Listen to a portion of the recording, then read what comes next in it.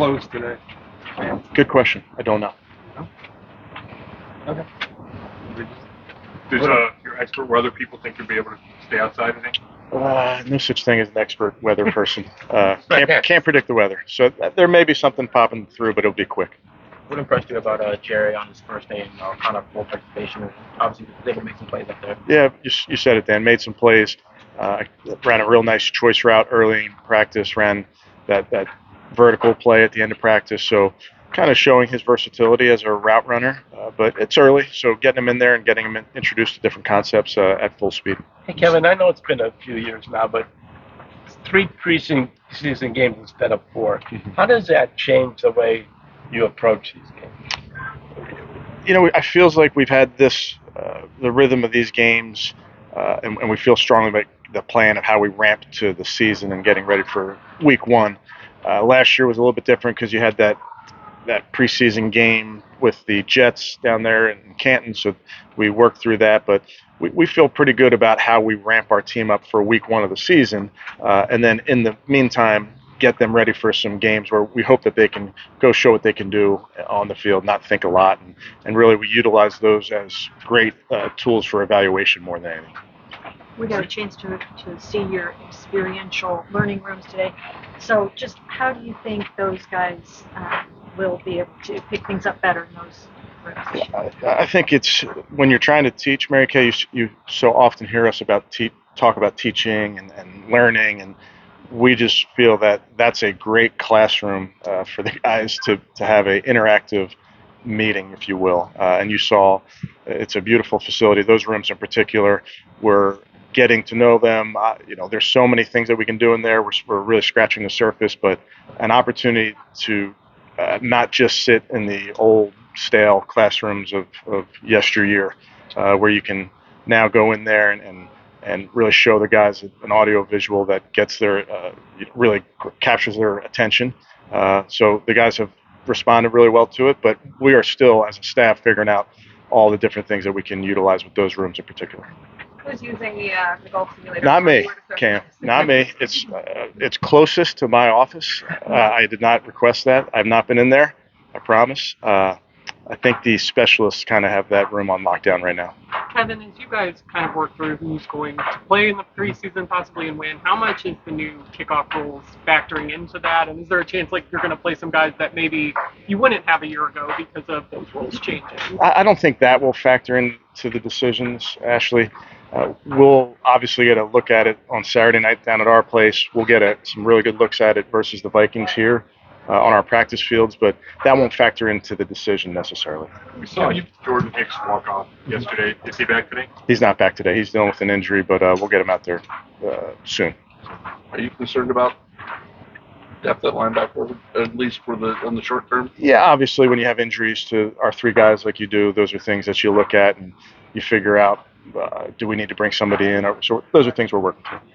Do you anticipate anyone back today, like Shelby or JOK or anything? Not just yet, but all those guys are making great progress. Back to the classroom for a second. You've been in this league long enough. Do you have to find new ways to kind of teach these guys, especially the younger players? We do. It's something that we spent a lot of time as a staff in the off season. We had a lot of meetings just talking about best practices, and one of the things we talked about, and we had some studies presented to us, just in terms of the best way to reach guys in this generation, if you will. We talked about the art of note taking, and maybe that's a lost art. And in those rooms, as you see, you're not going to sit there at a desk and take traditional notes, but you're going to be more interactive with your teacher, with your coach in this case. So we're trying to find that balance of there's a lot of information that we need to download into our players. What's the best method to do that? And I think these are a great start towards that. Yeah, is there any danger of information overload for you and the coaches with all this stuff? Absolutely. Yeah, that's certainly, we have a finite amount of space in our brains. I remind our coaches of that oftentimes. And so we can't overload ourselves. We can't overload our players because we're just talking about playing fast. Hard to play fast when you're thinking. So we do also, as you present that information to the players, part of this tool that we have now is how it goes to them is maybe easier for them to understand than traditional sit-down lecture classroom. So But that doesn't change the fact that you can't just overload them with information. I think that's a recipe to play really slow. Kevin, Ken talked about just trying to figure out the preseason, like what his role kind of looks like on game day. What do you envision his role looking like, kind of in support of you as the primary play caller? Yeah, Ken and I have talked about whether he's upstairs or downstairs. Might work through that in these 3 games. Initially thinking that he'll start down, but he'll have a huge influence, particularly on game day, with me and the offense in terms of what we're calling, how we're calling it, when we're calling it, and then the ability to sit and talk to the quarterbacks face to face if he's down, but have great FaceTime with those guys, and then interact with all the coaches throughout the times that our defense is up. I think he can do a really nice job there as well. Is that the choice between up and down, whether to be face to face with the quarterbacks or get that bird's eye view that maybe he's used to? We've talked through. You really could do it either way. We're comfortable doing it either way. I want to work through it, see what he's most comfortable with. We feel really good about the coaches that are upstairs. If Ken does think that downstairs is best, if we decide that that's best, we feel that we have some coaches upstairs that can be that bird's eye view, like you mentioned. Every time I look up, I see Matt Landers making a big play out there. What have you thought of Matt, and what kind of a skill set does he bring for you? I think you're right, Mary Kay. He's made some big plays. He made plays down the field. He's gotten behind the defense. I think he has a good understanding of what we're doing, so he's in the right place at the right time.